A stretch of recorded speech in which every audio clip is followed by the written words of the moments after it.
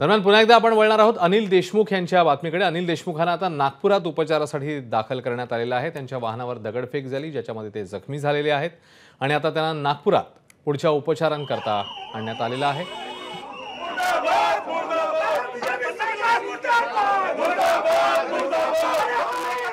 अनिल देशमुख यांच्या वाहनावर दगडफेक झाल्याचा दावा करण्यात आलेला आहे आणि त्याच्यानंतर त्यांना जखमी झाल्यानंतर उपचारासाठी नागपूरमध्ये आणण्यात आले।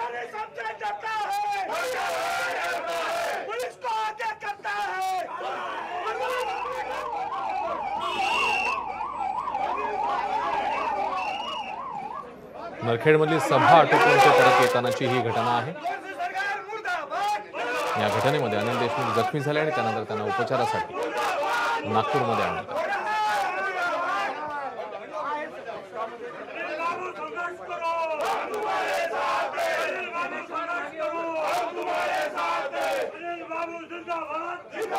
अधिक अपडेट्स घेऊया रजत वशिष्ठ यांच्याकडून। रजत, अश्विन, अवघ्या काही मिनिटांपूर्वी अनिल देशमुख यांना काटोलच्या उपजिल्हा रुग्णालयातून नागपूरच्या मॅक्स रुग्णालयात आणण्यात आलेलं आहे आणि सध्या इथला जो डॉक्टरांचा चमू आहे त्यांना अँब्युलन्स मधून घेऊन आतमध्ये इमर्जन्सी वॉर्डात घेऊन गेलेले आहे। मात्र कार्यकर्ते जे आहेत ते नागपूरचे स्थानिक कार्यकर्ते मोठ्या संख्येने रुग्णालयासमोर पोहोचलेले आहे।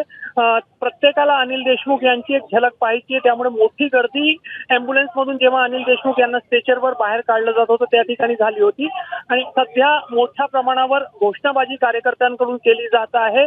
पोलिसांनीही कार्यकर्त्यांना आवरण्याचा प्रयत्न केला, मात्र पोलीस अधिकाऱ्यांसोबत राष्ट्रवादी काँग्रेसच्या कार्यकर्त्यांचा वाद या ठिकाणी झाला।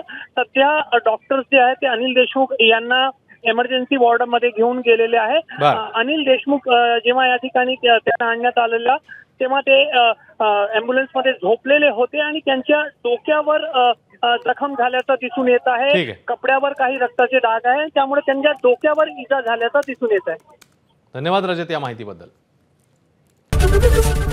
एबीपी माझा, उघडा डोळे बघा नीट।